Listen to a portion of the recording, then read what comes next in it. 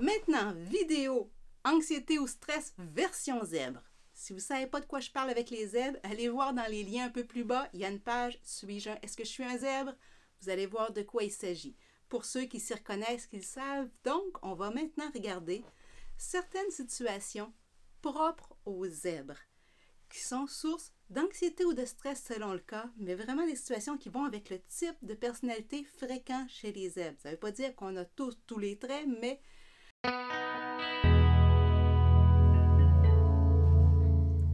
je suis Isabelle Arsenault, conseillère d'orientation, psychothérapeute et capitaine pour vous aider à redevenir vous aussi capitaine de votre vie.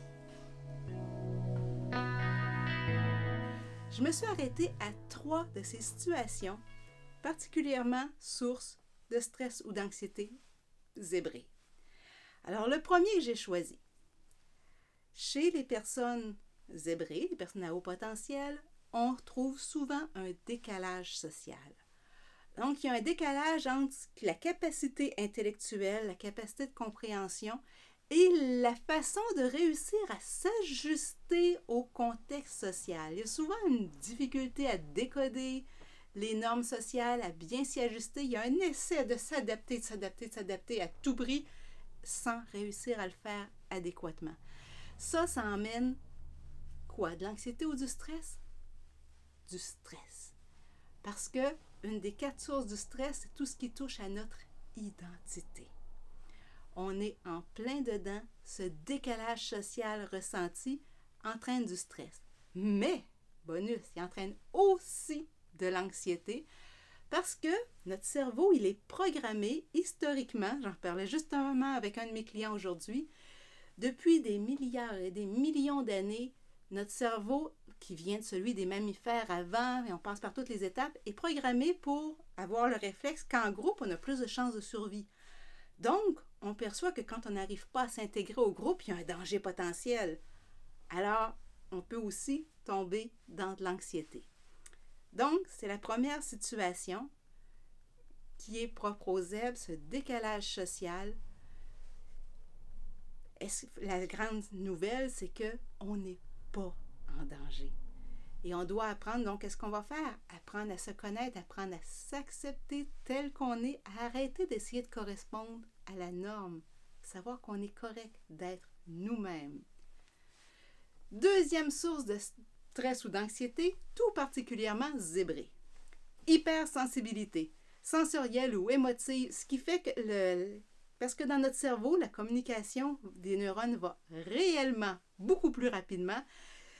Et la zone du cerveau, exactement ici, qui est la partie qui est concernée par toute la zone sensorielle et en lien avec l'émotif, mais tout le contrôle sensoriel a une connectivité augmentée avec notre préfrontal. Tout ça fait qu'on perçoit nos sensibilités, on perçoit les choses plus vite, plus intenses, plus fort, plus...